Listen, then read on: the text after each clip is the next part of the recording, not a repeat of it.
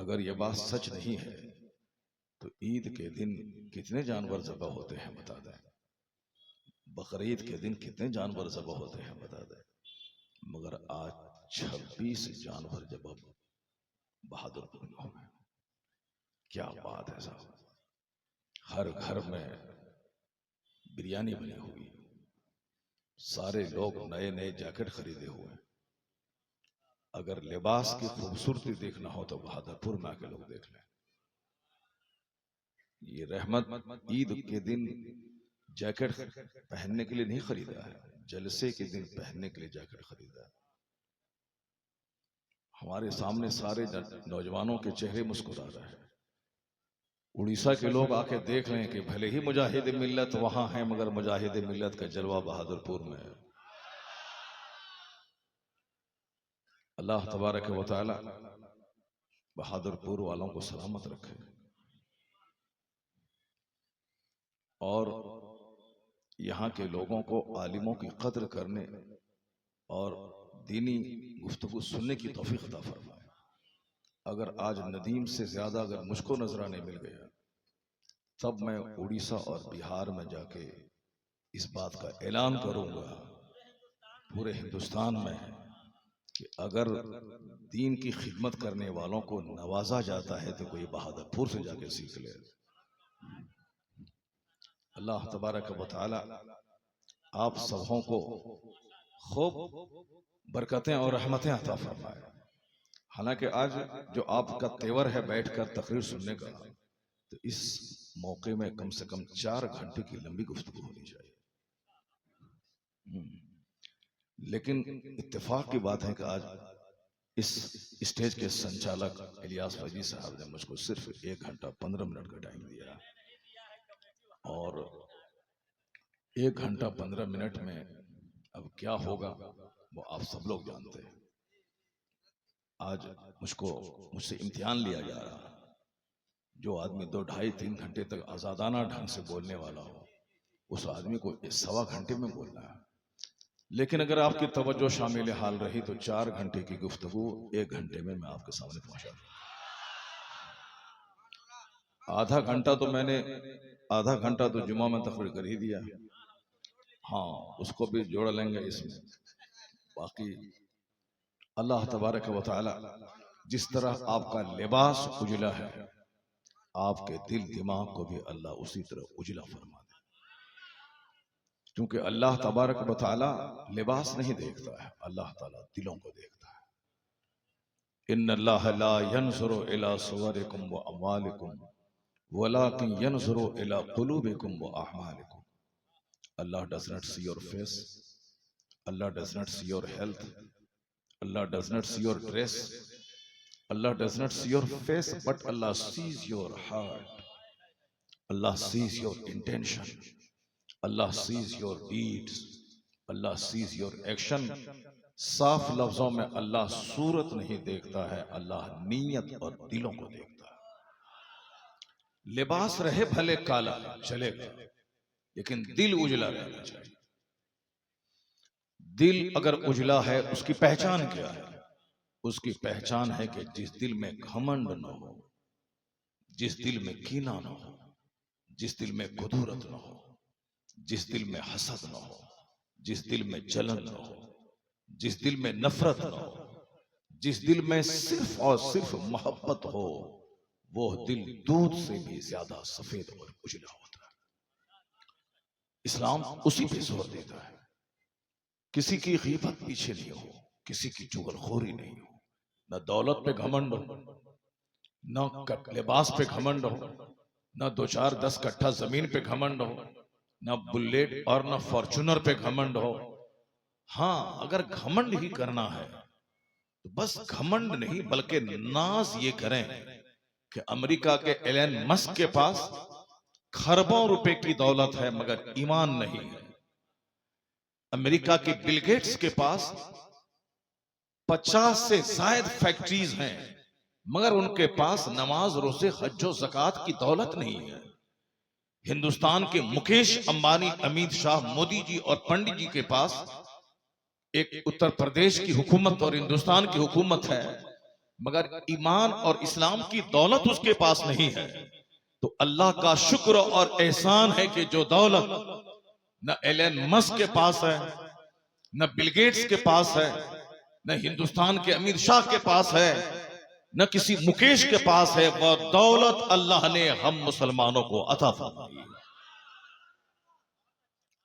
ये वो दौलत है जिस दौलत पे जितना ज्यादा आप नाज करें कम है।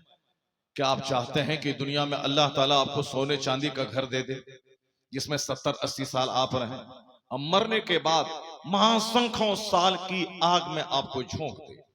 ये कोई पागल भी नहीं चाहेगा इसको, कोई मजनू भी इसको पसंद नहीं करेगा, बल्कि लोग यही चाहेंगे कि दुनिया के 100 साल जो 1 मिनट के बराबर हैं जैसे तैसे गुजर जाए, चाहे मिट्टी के घर में हो, चाहे किराए के घर में हो, चाहे नमक रोटी खाते हुए, लेकिन असल आराम वहां का है जहां सदा रहना।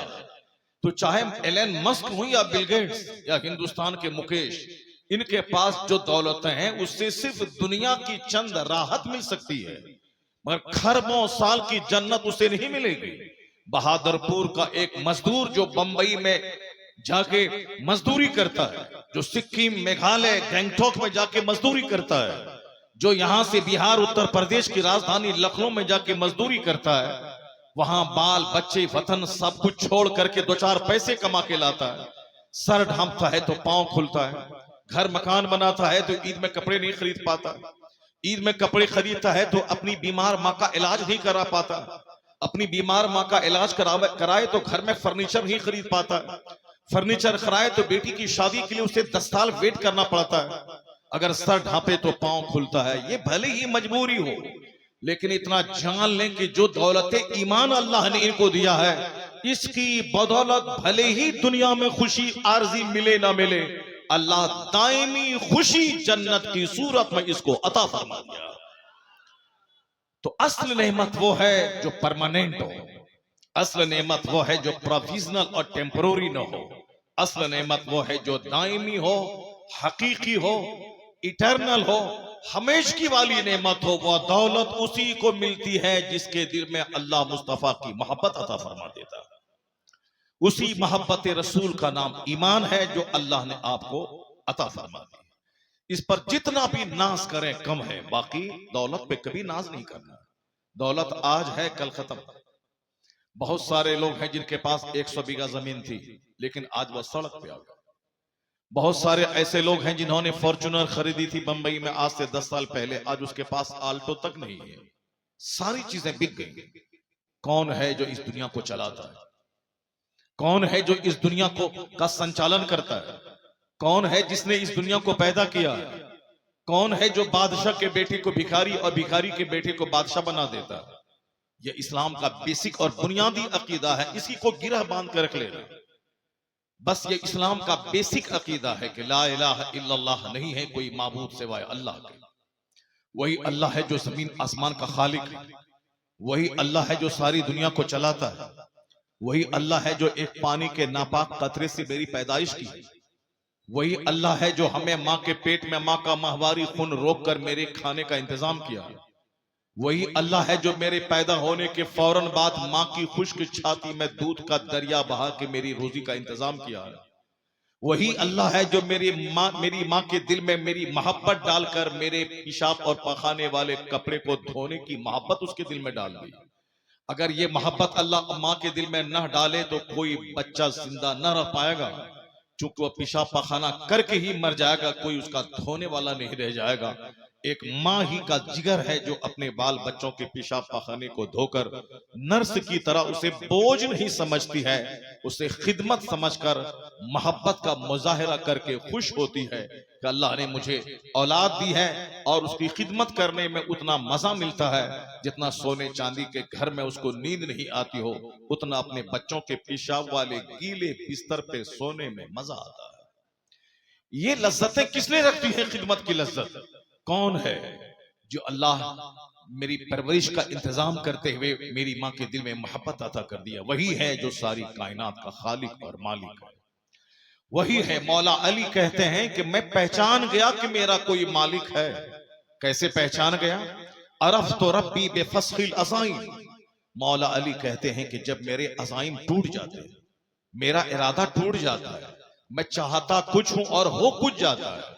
एक बंदा अपने घर से बाहर निकला, अब सामने ट्रेन का टिकट बना हुआ है, लेकिन वो पर्स और आधार कार्ड वो घर पे भूल गया। तो अब उसके बगैर वो सफर नहीं कर सकता है। मोबाइल में आधार कार्ड भी नहीं है, अब टिकट भी नहीं है उसका। तो अब वो वापस अपने घर चला जाता है। सोचा था कि मैं कल 24 घंटे में बंबई पहुंच जाऊंगा, लेकिन वो नहीं पहुंच पाता है, घर वापस आ जाता है। कौन है जो उसकी मर्जी के खिलाफ ये काम करता है? बंदा दिन भर दुकान खोल के बैठता है, एक भी ग्राहक नहीं आया। शाम के वक्त में जब वो शटर लगाता है, उसी वक्त ऐसा ग्राहक भेज दिया जाता है जो 5 दिन की कमाई उसी 5 मिनट के अंदर में हो जाती है। वह कौन है जो मायूसियत के बाद गम के बोझ को हल्का करता है? वह कौन है कि मैं चाहता हूं कि मेरा बेटा खूबसूरत पैदा हो, मगर अल्लाह तबारक व तआला उसे अपाहिज माजूर बच्चा अता कर देता है। बंदा हर कोई चाहता है कि मेरी बीवी खूबसूरत हो, मेरी बीवी की नाक लंबी हो, आंखें बड़ी हो, चेहरा गोल और सुडोल हो, उसका कद 6 फीट का हो, वह बड़ी खूबसूरत हो, जब मैं देखूं तो सारा टेंशन भूल जाऊं। लेकिन 99 आदमी की ख्वाहिश ये पूरी नहीं होती। उसको उसके मुकद्दर में वो बीवी मिल जाती है जिसको देखे तो पांव का गुस्सा सर पे आ जाए, जिसको देखने के बाद गम का एक पहाड़ है जो उसके सर पे आ जाए, जो सिर्फ दर्द देना जानती है, सुख बांटना नहीं जानती। चाहता कुछ था, हो कुछ गया। सारे लोग चाहते कुछ है मगर होता कुछ है। मौला अली कहते हैं यही तो है इस बात का पता कि कौन है जो अपनी चाहत चलाता है, मेरी चाहत के खिलाफ काम करता है। वमा तशाऊन इल्ला अयशा अल्लाह, वो अल्लाह की जात है जो बंदे की मर्जी नहीं चलने देता, अपनी मर्जी चलाता है, ताकि बंदा जान जाए कि तू बेलगाम नहीं है, बल्कि तेरी सारी लगाम तेरे पैदा करने वाले के दस्ते कुदरत में है। यह इस बात की दलील है कि दुनिया ऐसे ही फ्री में नहीं पैदा हुई है, बगैर खंबे के ये आसमान खड़ा है, कुछ आसमान हमसे कह रहा है। यह समंदर के ऊपर में जमीन टिकी है, ये जमीन हमसे कुछ कह रही है। ये दरख्त जमीन का सिंगार है जो हमें ऑक्सीजन देते हैं, ये दरख्त हमसे कुछ कह रहे हैं।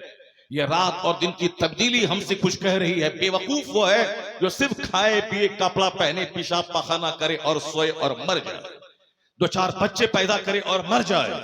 हमसे ज्यादा बच्चे जानवर पैदा करते हैं। हम तो 5 साल में 1 बच्चा पैदा करते हैं और जानवर तो 1 साल में 1 दर्जन बच्चा पैदा करता है। तो बच्चा पैदा करना कमाल नहीं है, इस मामले में जानवर मुझसे आगे है। शादी ब्याह करके लज्जतें हासिल करना यह कमाल नहीं, इस मामले में जानवर मुझसे आगे है। आप अपनी आंखों से उस जानवर को भी दिन रात देखते हैं जो जानवर 1-2 घंटे तक वो अपनी फीमेल के साथ चिपका रहता है। मर्द अशरफुल मखलूकात है, 5 सेकंड 5 मिनट में आउट हो जाता है, लेकिन एक जानवर है जो घंटों तक लज्जतें लेता है फीमेल के साथ। तो सिर्फ लज्जत के लिए मैं नहीं पैदा हुआ, सिर्फ 2-4 बच्चे पैदा करने के लिए मैं नहीं पैदा हुआ, सिर्फ 3 टाइम खाना क्या मैं खाऊंगा, 2-4-5 रोटी खाऊं तो वोमिटिंग और उल्टी हो जाए। ये जानवर तो 4 बाल्टी पानी पीने के बाद भी प्यासा रहता है। ये जानवर तो 10 केजी घास खाने के बाद भी एक चक्कर लगाता है, उसे भूख लग जाती है। खाने का असल मजा तो जानवर लेता है, पानी पीने की असल लज्जत तो जानवर लेता है, अपनी बीवी से मिलने की असल लज्जत जो घंटों तक ले वो तो जानवर लेता है, बच्चा पैदा करने की लज्जत ये तो जानवर लेता है। आखिर हम हैं किस बात के लिए, हमें किस काम के लिए पैदा किया गया है? अगर हम भी सिर्फ खाएं और मर जाएं, 2-4 बच्चे पैदा करें और मर जाएं, सिर्फ 2-4 शादी करें और मर जाएं, 2-4 घर बनाएं और मर जाएं, तो मुझ में और जानवर में क्या फर्क रह जाता है? तो इलाही तू मुझे अशरफुल मखलूकात क्यों बनाया है? तो अल्लाह तबारक व तआला जवाब देगा, बंदे ये आसमान तेरे लिए है ताकि तेरी वहशत दूर हो, यह जमीन तेरे लिए है ताकि मकान भी बनाओ, फसलें भी पैदा करो, सड़कें भी बनाओ, यह जमीन पे दरख्त तेरे लिए है ताकि इससे जमीन की खूबसूरती और ऑक्सीजन भी मिले, यह नदी नाले पहाड़ माउंटेन नदी झरना ये समंदर सब तेरे लिए है, यह दिन का सूरज तेरे लिए ताकि रोशनी में काम करो, यह रात का चांद तेरे लिए ताकि रात की वहशत दूर हो, यह मौसम की तब्दीली तेरे लिए सिर्फ गर्मी का मौसम रहता तो तेरा जीना दुश्वार हो जाता, सिर्फ सर्दी का मौसम रहता तेरा जीना दुश्वार हो जाता, सिर्फ बरसात का मौसम रहता तेरा जीना दुश्वार हो जाता। मैंने मौसम बदल बदल के दिया है ताकि तेरा जीना आसान हो जाए। सिर्फ रोटी और गेहूं देता तो तेरा जीना दुश्वार हो जाता। मैंने गेहूं और चावल के अलावा मैंने तेरे लिए मौसम का फल आम दिया है, जामुन दिया है, लीची दिया है, मैंने अदरक दिया है, मैंने लहसुन दिया है, मैंने खीरा ककड़ी दिया है, मैंने तेरे लिए तरबूज और खरबूजा बनाया है, मैंने तेरे लिए ड्राई फ्रूट्स पैदा किया है ताकि कभी आम खाओ, कभी सेब खाओ, कभी काजू खाओ, कभी किशमिश खाओ, कभी पिस्ता खाओ, कभी अखरोट खाओ, कभी जामुन खाओ, कभी शुगर का लेवल नॉर्मल करने के लिए अमरूद खाओ, कभी जामुन खाओ, कभी पपीता खाओ। ये सब ताकतों का भंडार है। और कभी परिंदों का गोश्त खाओ, कभी समंदर की मछलियां खाओ, कभी मां की छाती का दूध 2 साल तक पियो, उसके बाद जब वह दूध हराम हो जाए, ये गाय का दूध तेरे लिए, ये भैंस का दूध तेरे लिए, ये बकरी का दूध तेरे लिए, ये बकरी का गोश्त तेरे लिए, ये जानवर की फरमाबरदारी तेरे लिए, ये हवाई जहाज तेरे लिए, ये ट्रेन तेरे लिए, ये मोटर कार तेरे लिए। और तू किस काम के लिए बना है? तन्हाई में बैठ के गौर कर लेना। जब इन तमाम चीजों पे गौर करेगा तो एक जवाब मिलेगा, सारी नेमत तुम्हारे लिए और तेरी पेशानी का सजदा नेमत देने वाले खुदा वाहिद के लिए। तू गाली देने नहीं पैदा हुआ है, तू सिर्फ पैसा का मुकाबला करने नहीं पैदा हुआ है, सिर्फ कपड़े का मुकाबला करने नहीं पैदा हुआ है, सिर्फ 2-4 घर बनाने के लिए नहीं पैदा हुआ है, सिर्फ गाड़ी पे हुल्लड़बाजी करने नहीं पैदा हुआ है, सिर्फ दूसरों की कीमत करने, दूसरों को ठगने, दूसरों की जमीन पे बेईमाना तौर पर कब्जा करने नहीं पैदा हुआ है। शादी ब्याह में नाचने गाने, हुल्लड़बाजी करने, डीजे बजाने, शराब पीने, गंदा काम करने, 2-4-5 घंटे ताश खेलने, 2-4 घंटे गेम खेलने, 2-4-10 घंटे मोबाइल चलाने के लिए तू नहीं पैदा हुआ है। तू इसीलिए पैदा हुआ है कि रात भर 8 घंटे की गहरी नींद ले। तो जो अल्लाह रात बनाया है तो खेत में जाने से पहले सुबह सवेरे उसी रब को सजदा करने के लिए मस्जिद चला जा। जो अल्लाह फज्र से लेके जोहर तक कोई नमाज फर्ज नहीं किया, ये वक्त है काम करने का, ये वक्त है खेत खलियान जाने का, ये वक्त है फैक्ट्री में बैठने का, ये वक्त है खूब मेहनत करके कमाने का, दूसरों को खिलाने का, खुद अपना भी खाने का, बीवी की खिदमत करने का, माँ बाप की खिदमत करने का। अगर तू कोढ़ी रहेगा, कामचोर रहेगा, सुस्त रहेगा तो दूसरों के सामने हाथ फैला के भीख मांगेगा। अल्लाह नहीं चाहते तो तू भिखारी हो जाए। अगर कोई खुद ब खुद अगर अपाहिज माजूर हो जाए अलग बात है, मगर जानबूझकर अपाहिज माजूर मत बनना। अल्लाह ने ताकत दी है, खूब मेहनत करना, खूब कमाओ। 1 लाख कमाओ, 2500 रुपए ज़कात निकाल दे। 1 करोड़ कमाओ, 2.5 लाख ज़कात निकाल दे। 100 करोड़ कमाओ, 2.5 करोड़ ज़कात निकाल दे। तू ऐसा परिंदा मत बन ताकि तू माजूर और हाथ पांव टूटा हुआ रहे और कोई दूसरा परिंदा तेरे मुंह में आके खाना डाले। कोई ज़कात दे दे, कोई खैरात दे दे, कोई फितरा दे दे, कोई उश्र दे दे, कोई मदद कर दे। तू मदद लेने वाला मत बन। फजर से लेके जोहर तक 8 घंटे तक कोई नमाज फर्ज नहीं है, ताकि इस वक्त में तू काम कर। फैक्ट्री में चला जा, दुकान में चला जा, स्कूल चला जा, खेत में चला जा, मेहनत कर, मजदूरी कर। ज़कात तुझको निकालनी है, फितरा तुझको निकालना है, कुर्बानी तुझको करनी है, गरीबों मिस्किनों को खाना तुझको खिलाना है, बीमारों का इलाज तुझको करना है। नहीं सुना आपने?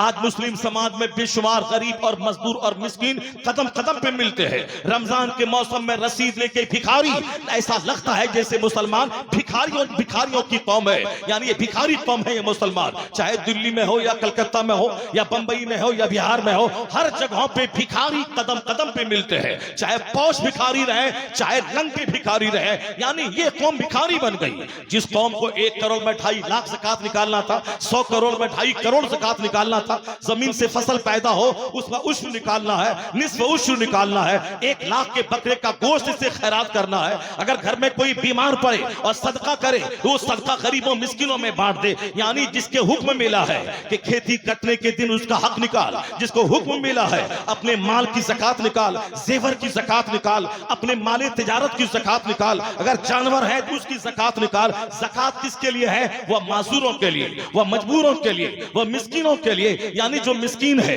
जिसके हाथ पांव कटे हुए हैं, जिसका हाथ पांव टूटा हुआ है, जो मुफलिस है, जिसके पास दौलतें नहीं है, जो साहिब निसाब नहीं है, उसको दे। तू भिखारी मत बन। अपने ससुर के सामने हाथ मत फैला, अपने मालदारों के सामने हाथ मत फैला, अपने बाप के सामने हाथ मत फैला। इतना कमा के खुद खा और बाप को खिला, इतना कमा के खुद खा, अपनी माँ को खिला, इतना कमा के खुद खा और अपने ससुर को खिला, इतना कमा के खुद खा, अपने समाज के गरीबों माजूरों को दे। इब्राहिम बिन अदहम के सामने शफीक बल्की आए। शफीक बल्की ने कहा, हुजूर मैं कमाने के लिए घर से बाहर जा रहा हूं, एक साल के बाद मैं लौटूंगा। इब्राहिम बिन अदहम ने कहा, ठीक है जाओ, एक साल के बाद लौटना। हाथ से कमाई करने वाला अल्लाह का दोस्त होता है। अल कासिबो हबीबुल्लाह, यानी जो हाथ से कसब करने वाला है वो अल्लाह का हबीब होता है, महबूब होता है। कौन? जो नमाज़े पंजगाना पढ़े और हाथ में औजार ले ले, उसके बाद लकड़ी छीलने लगे, हाथ में मशीन ले दरख्त काटने लगे। हाथ से काम करने वाला, हलाल रोजी हासिल करने वाला अल्लाह का दोस्त होता है। वह नहीं जो मस्जिद में फजर के बाद बैठा रहा 5 घंटे तक, अल्लाह अल्लाह किया और हर आने वाले का इंतजार करता रहा, कोई आए तो रोटी दे दे, कोई आए तो कपड़ा दे दे, कोई आए तो 2-4 हजार रुपए दे दे। कौन मालदार, कौन बाहर से बंबई से आया, कौन सिक्किम से आया, उसके दरवाजे पर बैठ करके बाबू मैं बीमार हो, इलाज करने के लिए पैसा दे दे। ये इस्लाम नहीं चाहता। इस्लाम ने ज़कात का कानून इसलिए नाफिज किया है ताकि कोई बंदा सलील ना हो, कोई रुस्वा ना हो और कोई मालदार बखील ना हो जाए, बल्कि दौलत पे यकीन न रहे, दौलत देने वाले रब पे यकीन रहे। दौलत की मोहब्बत दिल में न रहे, बल्कि दौलत देने वाले खुदा की मोहब्बत दिल में रहे। शफीक बल्कि गए वहां से, मगर 2-4 दिन के बाद लौट के आ गए। इब्राहिम बिन अदहम ने कहा, क्या हुआ? तुम बोला था साल भर के बाद मैं आऊंगा। कहा, हुजूर मैं एक जगह सफर में बैठा हुआ था, मैंने देखा सामने एक परिंदा है जिसके दोनों हाथ नहीं है, जिसके दोनों पांव नहीं है, मगर बिल्कुल बॉडी उसकी मोटी ताजी है। तो मैं देखने लगा आखिर ये परिंदा खाता क्या है, इसकी रोजी का इंतजाम कैसे होता है। तो मैंने देखा कि थोड़ी देर के बाद एक दूसरा परिंदा उड़ता हुआ आया। वह परिंदा आया अपनी चोंच में चारा लेके आया था। वह चारा लाकर उस अपाहिज माजूर परिंदे के मुंह में डाल दिया। मैं सोचने लगा वह खुदा कैसा इंतजाम करता है, एक माजूर परिंदा है, उसकी रोजी का इंतजाम अल्लाह ने किया कि दूसरे परिंदे के मुंह के जरिए चारा वहां तक पहुंचाया। जब एक परिंदा को अल्लाह नहीं भूलता है, इसको रोजी देता है, तो मैं तो अशरफुल मखलूकात इंसान हूं, मैं नहीं जाऊंगा विदेश में, स्वदेश लौट के जा रहा हूं। अब जो अल्लाह मुझे सिल्लीगुड़ी में रोजी देगा, वही अल्लाह मुझे बहादुरपुर में भी रोजी देगा। जो अल्लाह मुझे बंबई में रोजी देना जानता है, वो अल्लाह बहादुरपुर में रहूंगा तो भी रोजी देगा। वो वापस आ गया। कहा, हुजूर यह सोचकर मैं लौट के आ गया कि मेरा खुदा रोजी देने वाला है, वतन में भी रहूंगा तो रोजी देगा। इब्राहिम बिन अदहम ने कहा, ए शफी, तुमने परिंदे को देखा, तुम अपाहिज परिंदा क्यों बनना चाहता है?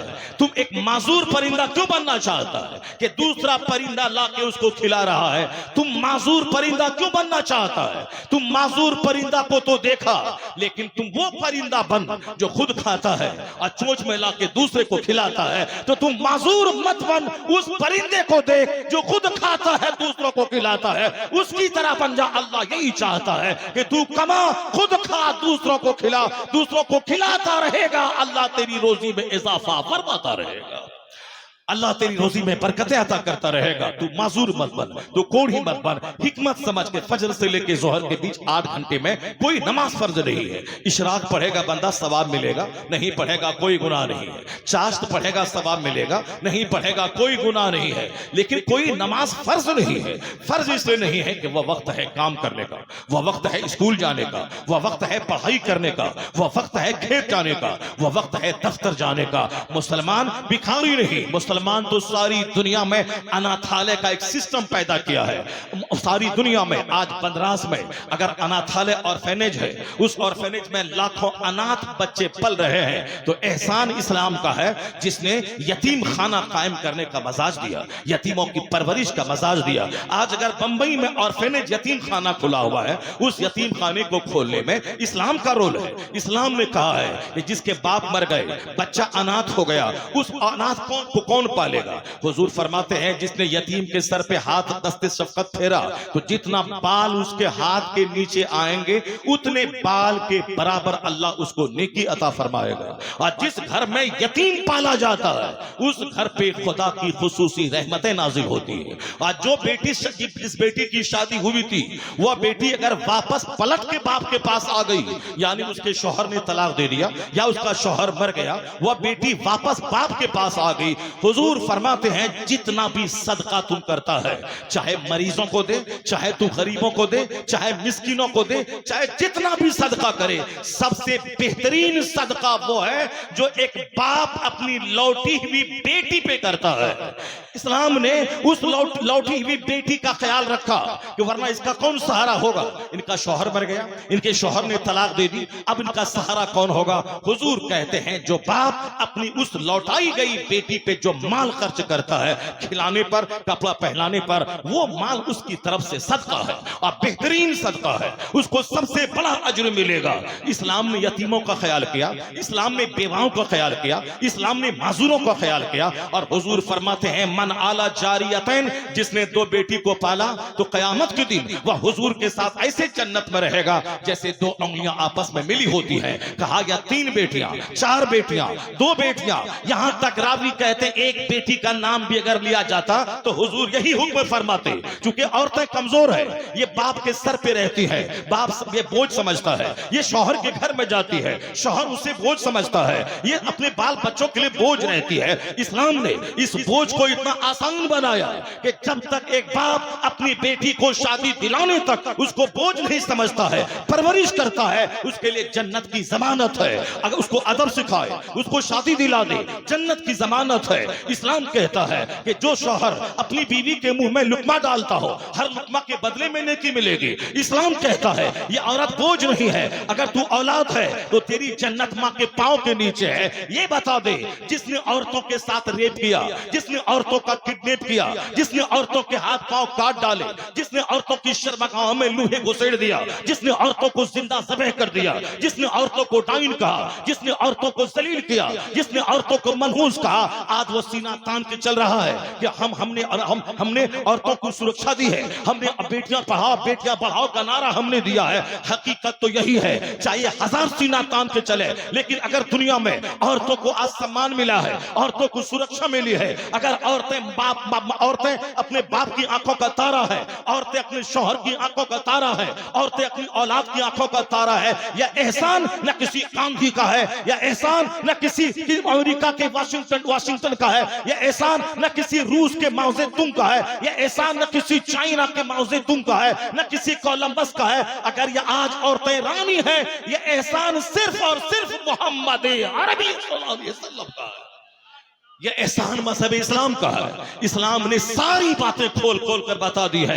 इस्लाम ने कहा है अगर तेरे पास जरूरत से ज्यादा दौलत है, उस दौलत को अल्लाह की राह में वक्फ कर दे, मस्जिदों में वक्फ कर दे, मस्जिद बना दे, ईदगाह बना दे, गरीब मिस्किन मुसलमानों के रहने सहने खाने पीने के लिए वह जमीन डोनेट कर दे, वक्फ अलल औलाद कर दे, ताकि वह जमीन कोई नहीं बेचेगा, वह जमीन औलाद पे वक्फ रहेगी, उसमें औलाद रहेगी, औलाद खाएगी पिएगी, औलाद बेच नहीं पाएगी। यह है वक्फ अलल औलाद, यानी माँ बाप अपनी औलाद को जमीन वक्फ कर दे कि मैंने ये जमीन तेरे तुझको वक्फ कर दिया ताकि औलाद चोर बन के जमीन बेच ना दे, शराबी बन के जमीन बेच ना दे, या आवारा बन के जमीन बेच ना दे। ये वक्फ अलल औलाद की एक सूरत है। और एक है वक्फ फी सबीलिल्लाह, यानी मस्जिदों में एक 100 एकड़ जमीन लोगों ने मस्जिदों में वक्फ कर दी। मस्जिद में इमाम की तनख्वाह, मुहस्सिन की तनख्वाह, मस्जिद की चूनागर्दानी, मस्जिद की मरम्मत, ये सारा काम 1200 साल से चलता आ रहा है। जिसके पास औलाद नहीं है, उसके पास 200 एकड़ जमीन है, उन्होंने सारी जमीनें वक्फ कर दी कि मेरे मरने के बाद ये सारी जमीनों में से आधी जमीन मस्जिद के लिए, आधी जमीन मदरसे के लिए, आधी जमीन स्कूल के लिए, आधी जमीन हॉस्पिटल के लिए उन्होंने वक्फ कर दी, फलाही काम के लिए। आज 1500 साल से ये वक्फ का कानून दुनिया भर में चल रहा है, सिर्फ हिंदुस्तान में नहीं। मैंने मक्कतुल मुकर्रमा की गलियों में चलते हुए मैंने एक दुकान के सामने एक बोर्ड देखा, वक्फुल लिल हरम, यानी यह दुकान हरम के लिए वक्फ है। और खाने काबा के सामने जो बिल्डिंग बनी है 100 बहुमंजिला इमारत, उस इमारत में जो टावर वाली बिल्डिंग है, सफा टावर वाली, उसमें बाज़ाब्ता तौर पर अरबी में लिखा रहता है कि वक्फुल लिल हरम, यानी ये पूरी बिल्डिंग हरम के लिए वक्फ है। और जिस बिन लादेन कंपनी ने उस मकान की तामीर की है, तो जितना पैसा उसका कई करोड़ अरब जितने रुपए लगे हैं, वो सारे रुपए 2-4-10 साल के अंदर वह वसूल कर ले। उसके बाद ये पूरी बिल्डिंग हरम के लिए वक्फ होगी और उसकी सारी आमदनी हरम में इस्तेमाल की जाएगी। ये वक्फ है जिस वक्फ के सिस्टम ने मस्जिदों मदरसों के निजाम को आसान बना दिया, खानकाही सिस्टम को आसान बना दिया। आज न खानकाहों में सिर्फ तेल और पानी रह गया है, आज न दरगाहों पे जाके चादर चढ़ाना और 50 रुपए का बताशा लेके 50 करोड़ की मुरादें मांगने के लिए धामनगर जाना। 50 रुपए का बताशा है, अब 50 करोड़ की जमीन मांगने वाली मुरादें वहां से भीख मांग ली गई। या आज है मजारों पे जाना सिर्फ भीख मांगना, दरगाहों पे जाना सिर्फ बाल बच्चे की भीख मांगना। पहले खानकाहों का मतलब यह होता था खानकाहों में बादशाह जाएं, वहां 10 दिन गुजारे, सुबह और शाम दीनी मजलिस सजे, वहां अल्लाह के जो वली होते थे वो हदीस सुनाए, वह दरसे कुरान लोगों को सिखाए। बड़े बड़े बादशाह आते थे, 5 दिन रहते थे, दीन सीख कर वहां से जाते थे। खानका का मतलब दीन सिखाने की जगह, खानका का मतलब घमंड गुरूर मिटाने की जगह, खानका का मतलब दुनिया की मोहब्बत हटाकर आखिरत की मोहब्बत और जन्नत की तड़प पैदा करने की जगह। ये सारी बातें खानकाहों में होती थी।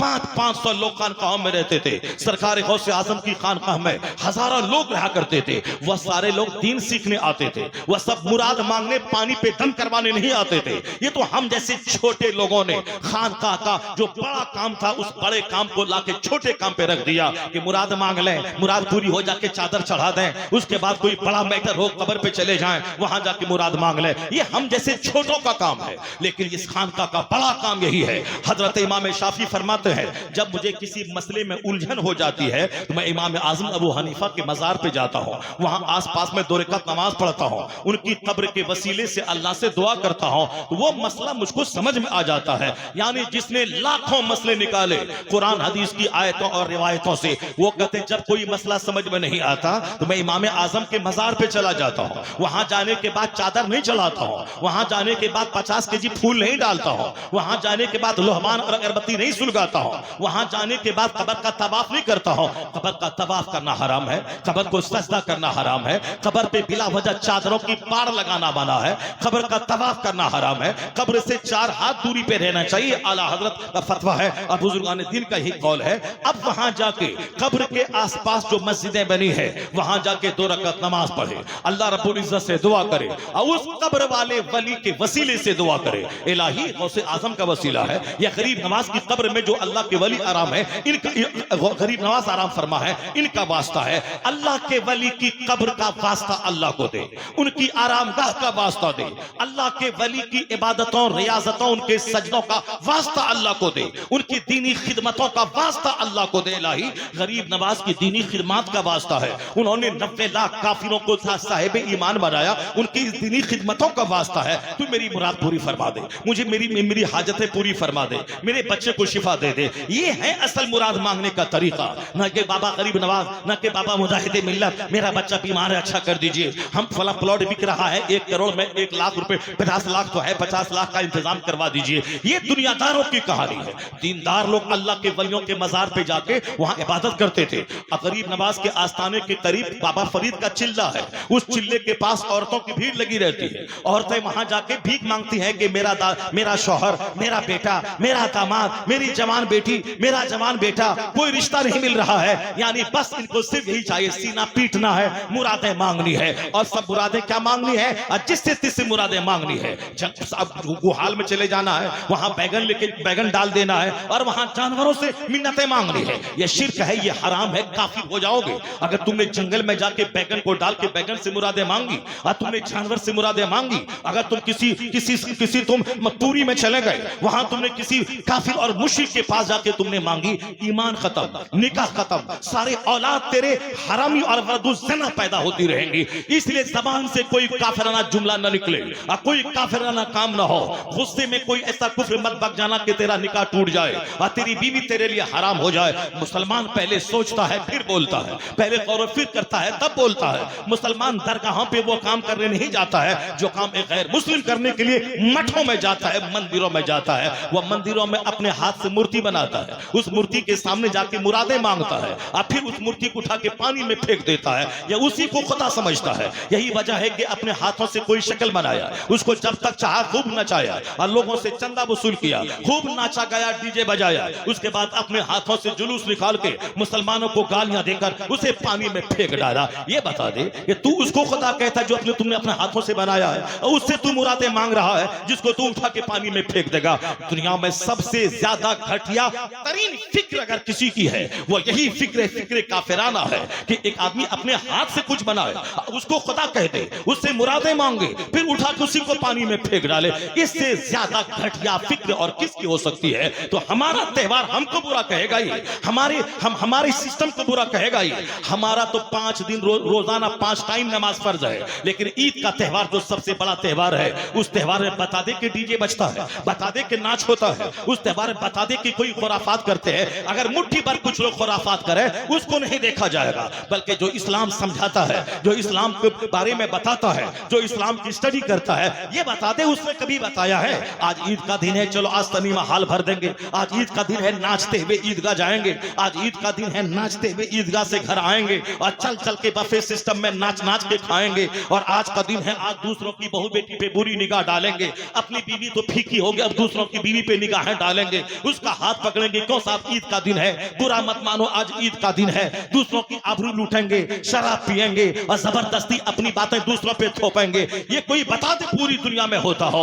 हमारा त्योहार यही है कि ईद का दिन है, डेली 5 नमाज, ईद के दिन 1 नमाज अलग से वाजिब हो जाती है, 6 नमाज रोजाना, 5 नमाज, बकरीद के दिन 6 नमाज रोजाना, चाहे तकबीर कहते मस्जिद जाओ न जाओ, ईद के दिन एक रास्ते से जाओ, बोलो अल्लाहु अकबर ला इलाहा इल्लल्लाह वल्लाहु अकबर वलिल्लाहिल हम्द। अल्लाह ही सबसे बड़ा है, ना कोई पठान बड़ा, ना कोई सैयद बड़ा, ना कोई शेख बड़ा, ना कोई फकीर बड़ा, ना कोई नदा बड़ा, ना कोई जोलाहा बड़ा, ना कोई अरबी बड़ा, ना कोई अजमी बड़ा, ना कोई धामनगर का बड़ा, ना कोई बिहार का बड़ा, ना कोई अरब का बड़ा, ना कोई अजम का बड़ा। अल्लाह अकबर, अल्लाह ही सबसे बड़ा है। अल्लाह अकबर, अल्लाह सबसे बड़ा है। तो हमारा त्योहार आया, तस्बीह बढ़ गई, तकबीर बढ़ गई, तहमीद बढ़ गई, जिक्र बढ़ गया, खैरात बढ़ गई। रोजाना खैरात करो या ना करो, आज ईद का दिन है, सदके फित्र निकाल दे, गरीबों को कपड़ा दे दे, गरीबों के चूल्हे में आग सुलगने के इंतजाम कर दे, आज खैरात करना है,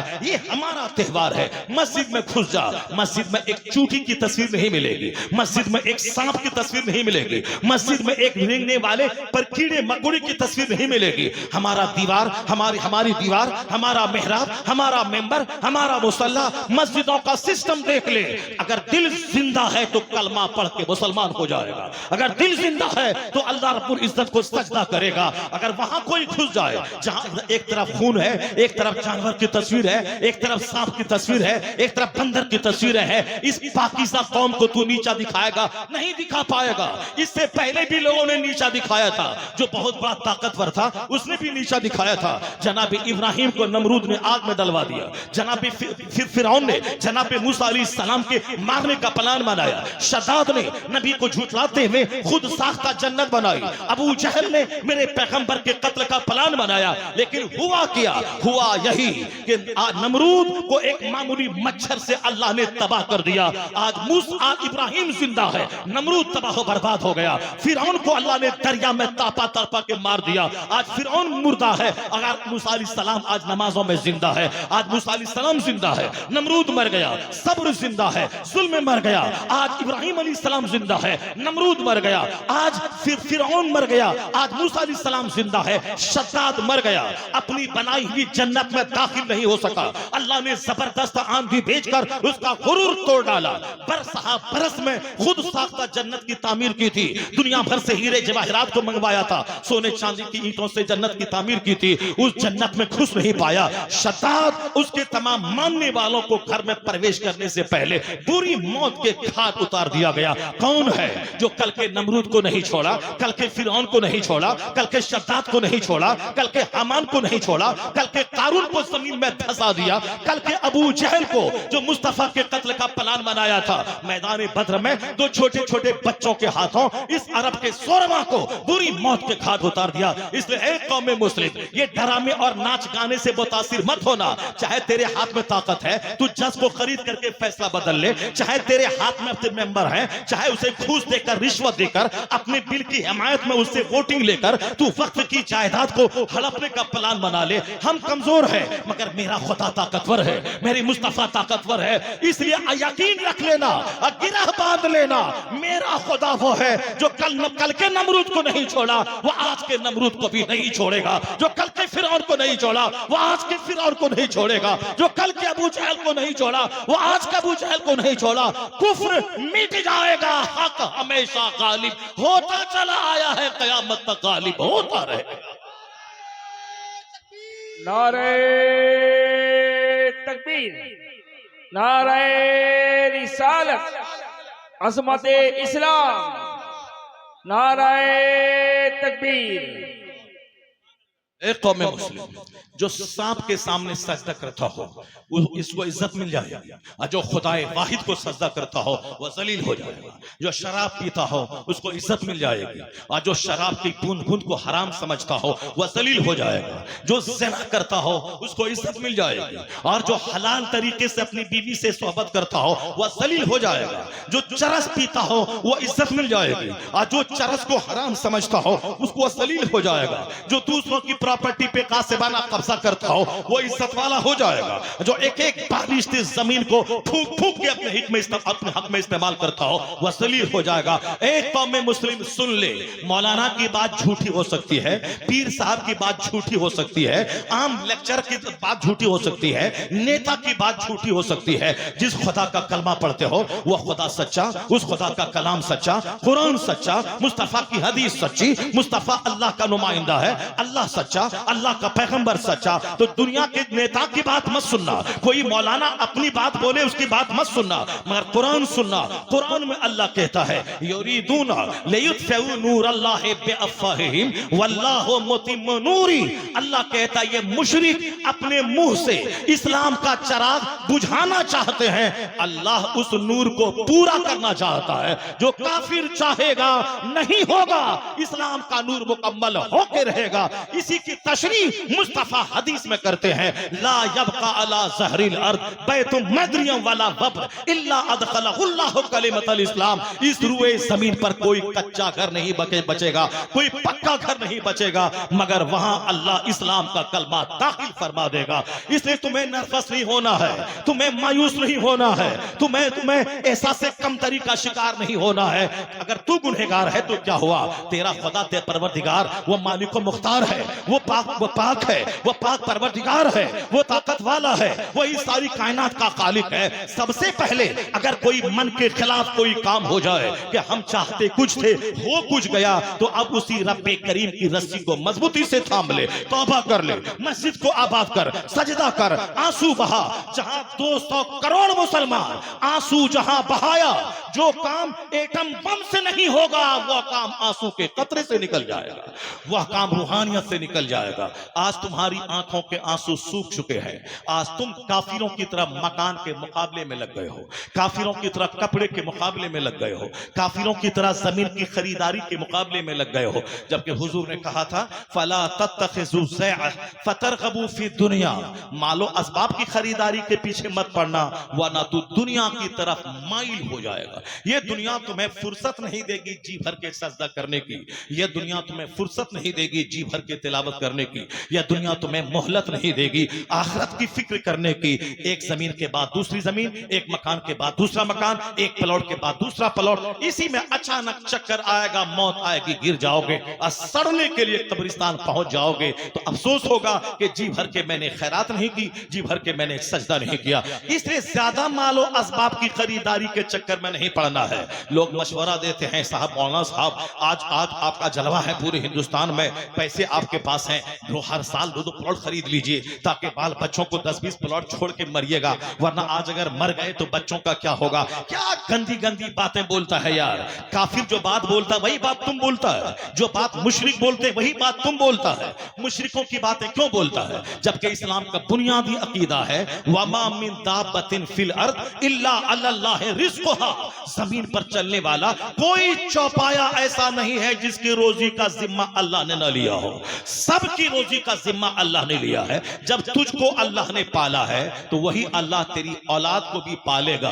अब तुम गुनहगार मत बन, अपनी औलाद को दीनदारी सिखा दे। समझ लो, कहा गया है कि आखिर वक्त में औलाद के हाथों माँ बाप की तबाही होगी, माँ बाप के हाथों औलाद की तबाही होगी, दोस्त के हाथों दोस्त की तबाही होगी। यानी दोस्त अगर आपको शरीफ भी बनेंगे, शरीफ बनने नहीं देगा। अगर आप जन्नती बनना चाहेंगे, औलाद जन्नती बनने नहीं देगी। औलाद बोलेगी सिर्फ आप ही को जन्नत जाना है और दूसरों को जन्नत नहीं जाना है। वो तो साहब दिन रात मस्त रहते हैं, हर साल जमीन खरीदते हैं, उनके पास फिक्स डिपॉजिट भी बहुत लंबा चौड़ा है। आपके पास क्या है? तो आप बाल बच्चों की बातें सुनने के बाद आप भी हरामखोरी की तरफ माइल हो जाएंगे। आप भी सजदा नमाज सबकी लज्जतें छोड़कर रमजान के दिनों में 5 दिन में जल्दी जल्दी तरावी खत्म हो जाए, उसके बाद बिल्कुल आजाद होकर अपने काम में लग जाए। जबकि कुरान पाक एक खत्म करना सही सही पढ़ना सुनना ये अलग सुन्नत है, और रमजान की हर रातों में 20 रकात तरावी पढ़ना एक अलग सुन्नत है। एक सुन्नत अदा करना चाहते हैं 5 दिन में, और बाकी पूरा रमजान